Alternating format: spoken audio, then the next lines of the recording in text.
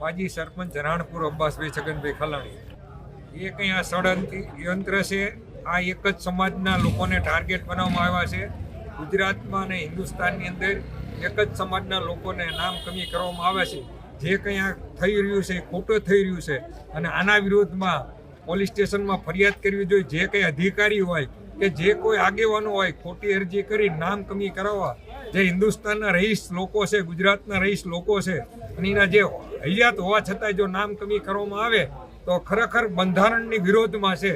તો આ અંગે તાત્કાલિક યોગ્ય કાર્યવાહી કરવી, નકર અમે ગાંધી ચિંતા આંદોલન કરશું. હાલમાં જે એસઆઈની કામગીરી શરૂ છે તેમાં અમને જાણવા મળ્યું કે ભાઈ એક ચોક્કસ સમાજના વ્યક્તિ વિરુદ્ધમાં ટોટલ અરજી કરવામાં આવી છે.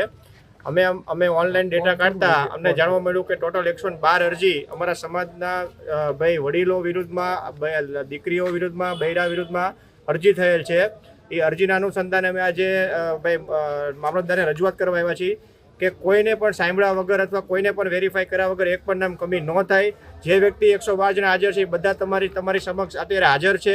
3 પેઢી તમને અહીંયા હોવા છતાં કોઈ તમને કોઈ ગમે તે આવીને અરજી કરી જાય કે આનું નામ કમી કરી નાખો, તો અમે મામલતદાર રજૂઆત કરી કોઈનું પણ નામ સાંભળ્યા વગર તમે ભાઈ કેન્સલ ન કરતા. 112 લોકો અમે અત્યારે હાજર છીએ અને બધાએ તમને લેખિતમાં અરજી આપી છે. બધા તમને અત્યારે હાજર છે.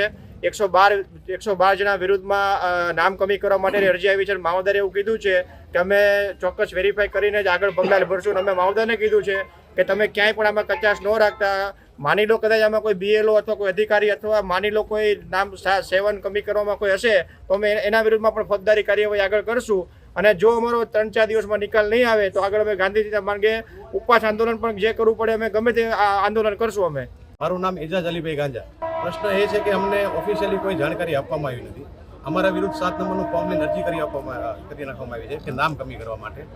આ તો રાણપુરના પરવેશભાઈ કોઠારિયા જાગૃત નાગરિક તરીકે મેં તપાસ કરતા ઓનલાઈન એમની રીતે નામ મેળવતા 500 ઉપર નામ રાણપુરના છે ટોટલ ધંધુકા વિધાનસભાના.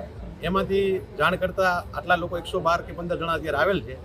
અમે સાહેબને એવી રજૂઆત કરેલ છે કે ભાઈ આ BLO એ કામગીરી કરેલ છે એ ખરેખર સાચી છે કે આ વિરુદ્ધ જે અરજી ખોટી કરીને આ ખોટું અમારી ઉપર આક્ષેપબાજી કરવામાં આવી છે કે નામ કમી કરવામાં. આ એક જાતનું ષડયંત્ર છે.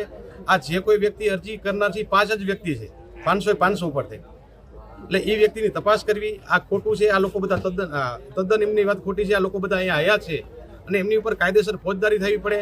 જો આ ફોર્મ એમને સ્વીકારવામાં આવ્યા હોય, ખોટી રીતે ઓલું કરવામાં આવ્યું હોય તો જે તે અધિકારી કે કોઈ પણ વ્યક્તિ હોય તેની ઉપર કાયદેસરની કાર્યવાહી કરવાની આવે એવી અમે માંગણી કરવી છે. મહેસૂલ રાણપુર ECIની જે વેબસાઇટ છે એમાં અમુક અરજદારો દ્વારા મતદારો સામે વાંધો રજૂ કરેલ છે. ફોર્મ નંબર 7 ઓનલાઈન ભરેલ છે.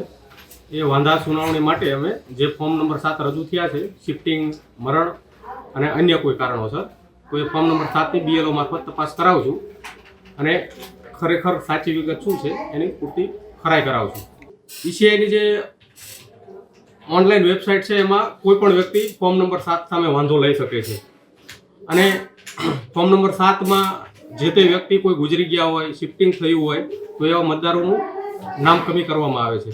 એટલે અમારી કક્ષાએથી BLOને અમે તપાસ સોંપશું. જે કંઈ મતદારોના વાંધાઓ આવ્યા છે એ વાંધાઓ સામે સુનાવણી રાખશું અને ECIની જે ગાઈડલાઈન છે 1 થી 13 પુરાવા રજૂ કરવાની. 1 થી 13 પુરાવા રજૂ કરવા માટે પણ જે તે મતદારોને અમે પૂરતી તક આપશું અને તક આપ્યા બાદ જો પુરાવા રજૂ નહીં કરે તો એમની સામે કાર્યવાહી કરવામાં આવશે. આજરોજ જે આવેદનપત્ર રજૂ થયું છે ભારતીય રાષ્ટ્રીય કોંગ્રેસ તરફથી, એ 122 નામનું વાંધા સુનાવણી જે ફોર્મ નંબર 7 રજૂ થયા છે એની સામે અરજીઓ આપી છે. ખરેખર એની પૂરતી તપાસ કરશું અને તપાસ બાદ જ યોગ્ય કાર્યવાહી કરવામાં આવશે.